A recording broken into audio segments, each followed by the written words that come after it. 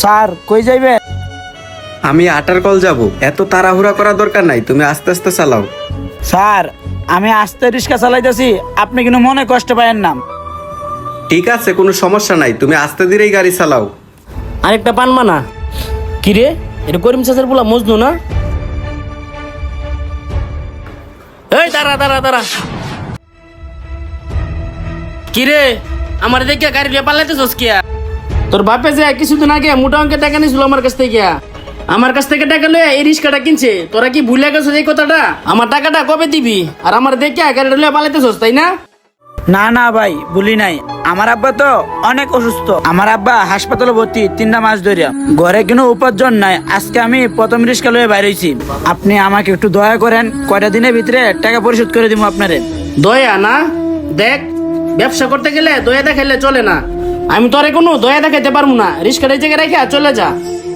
যেহেতু রিক্সাটা আমার টাকা দিয়ে কেনা হয়েছে, রিক্সার মালিক আমি। তুই টাকা দিবি, তারপর রিক্সাটা এসে নিয়ে যাবি, কোনো সমস্যা নাই। ভাই আজকে প্রথম রিক্সাটা লয়ে বাইর হইছি। সকাল থেকে 2-3টা যাত্রী পাইছি। আব্বা তো অসুস্থ, তার ওষুধের খরচ, ছোট ভাইয়ের পড়াশোনার খরচ, মার হাতে তেমন জমানো টাকাও নাই। সংসারটা কিভাবে চলে ভাই? আপনি আমার কয়টা দিনের সময় দেন, আপনার টাকাগুলা পরিশোধ করে দিব আমি। এই কথা আমি বহুত শুনছি, বুঝছস? মাস যায়, দিন যায়, বছর যায়, কিন্তু টাকা আমি ফেরত পাই না। এই স্যার, এই আমি কি তোর দুলো ভাই লাগি যে তোর ফিরিতে ফিরিতে টাকা দিয়ে দিমু? আজকে এটার একটা ফয়সালা করমু। হয়তো টাকা দিবি, নয়তো রিক্সাটা এখানে রেখে সুন্দর করে চলে যা। না, তোরা তো এইভাবে ছাইড়ে দিলে হয় না। তোর আজকে একটা উচিত শিক্ষা দিতে হইব। নাম হাত ছাড়েন, খবরদার। আপনি আরেকবার আমার গায়ে হাত তোলার চেষ্টা করবেন না। আরেকবার গায়ে হাত দিবেন, হাত ভাঙ্গে একবারে বইরে দিমু। আমি অসহায়, তাই বলে কি আমি আপনারা ছাইড়ে দিমু? খবরদার, আর একবারও গায়ে হাত তুলবেন না। সুদের টাকা ভেবে নিতে হইলে রিস্ক আরেকবার উপরে উঠাই দিমু। এই তুই কি কইলি? তোর এত বড় সাহস? তুই আমার সাহস দেখতে চাস? দাঁড়া, তোর সাহস আমি দেখাইতেছি।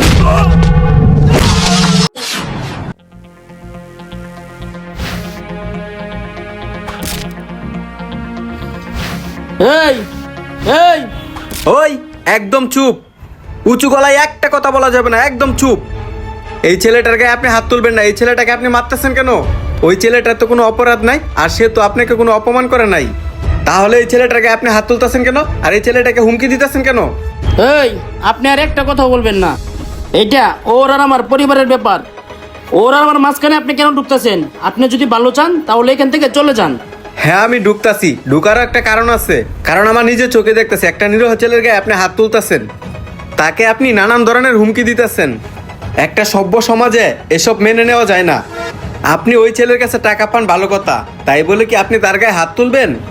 আপনি যে বিনা অপরাধে এই ছেলেটাকে মারতাছেন, সে যদি আপনার নামে মামলা করে, আপনি জানেন আপনার কি শাস্তি হতে পারে? এই থামেন। আপনি জানেন ওদের মতন কত লোক আমি শাস্তি করছি? আপনার নীতিমালা কথাগুলি এখন বন্ধ করেন। আপনি জানেন ওদের মতন লোক টাকা পয়সা নিয়ে আজ দিব কাল দিব কত ঘোরাঘুরি করে। তাই ভাবছিলাম ওরে আজকে একটা উচিত শিক্ষা একটা দিব। আমি আজকে কারো কথা শুনবো না। হ্যাঁ ভাই, আমি আপনার কথাগুলো বুঝতে পারছি। আপনি ওনার কাছে টাকা পান, আপনি ওনারে কিছুদিন সময় দেন। তারপরেও যদি সে টাকা না দেয়, তাহলে আপনি আইনের ব্যবস্থা নেন। আপনি তো ওর গায়ে হাত তুলতে পারেন না, আর এই বিষয়টা নিয়ে আপনি কেন সহিংসতার দিকে নিয়ে যাইতেছেন? দেখেন ভাই, আপনি যেসব করতেছেন এটা কোনো সময় একজন বিবেকমান মানুষের কাজ নয়। আর দেখেন, এতটুকু বিবেকে লাগতেছে না আপনার? এই শুনেন, বিবেক দিয়ে পেট ভরবে না। আমার কাছ থেকে টাকা নিছে, আমি টাকাটা আজকেই নিতে চাই। ঠিক আছে, আপনার টাকা লাগবো, কত টাকা বলেন? 10,000 টাকা এই ছেলের বাপে নিছিল। এখন লাভে আসলে 15,000 টাকা হয়েছে। টাকাগুলি দেন। আচ্ছা ঠিক আছে, আমি দিতাছি। এই নেন, এখানে 15,000 টাকা আছে। আপনার টাকা আপনি বুঝে পাইছেন না, এখন এখান থেকে চলে যান। আরেকটা কথা শুনেন, এই ছেলেটাকে আজকের পর থেকে কখনো বিরক্ত করবেন না।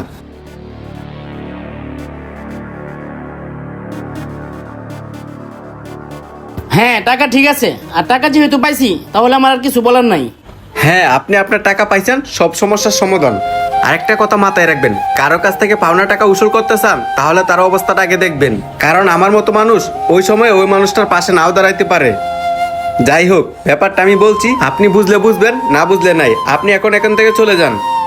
হ্যাঁ, আপনি আমার জ্ঞান দিতেছেন, আর আপনার মানবতা আপনার কাছেই রাখেন। আর মানবতা দিয়ে পেট চলে না। টাকা পেয়ে গেছি, তাহলে আমি এখন চলে যাই। আপনারা তাহলে ভালো থাকেন।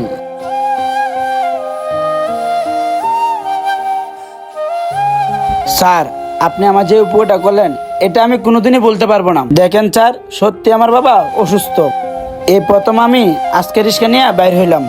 ভাবছিলাম দিনে দিনে রিক্সা চালাইয়া বাবার নেওয়া সুদের টাকা আমি পরিশোধ করে দিব, আর উনি যে আজকে কাজটা করবে কখনো ভাবতে পারি নাই। ঠিক আছে, আমি বিষয়টা বুঝতে পারছি। আচ্ছা, তুমি আমাকে একটা কথা খুলে বলো তো, তোমার বাবার কি হয়েছে আর কি অসুস্থ? স্যার, আমার বাবা 3 মাস প্যারালাইসিস হয়ে বিছনায় পড়া আছে। শুধু তাই না, এদিকে ছোট ভাইয়ের পড়ালেখা করো, সংসারে করো, তারপরে আমার মায়ের শরীরটা তেমন ভালো না। তাই স্যার কি করবো, বাধ্য হয়ে আজকে রিক্সা নিয়ে বাইরে হইছি। স্যার, আমাদের ঘরে যতটুকু টাকা ছিল সেই টাকাগুলো বাবা চিকিৎসা করতে করতে শেষ হয়ে গেছে টাকা। ভাবছিলাম আজকে রিক্সা চালাইয়া কিছু টাকা উপার্জন করিয়া চাল ডাল কিনে নিয়ে যাব। শুধু তাই না, আজকে বাবার ওষুধে কিনতে হইব, ওষুধও শেষ হয়ে গেছে।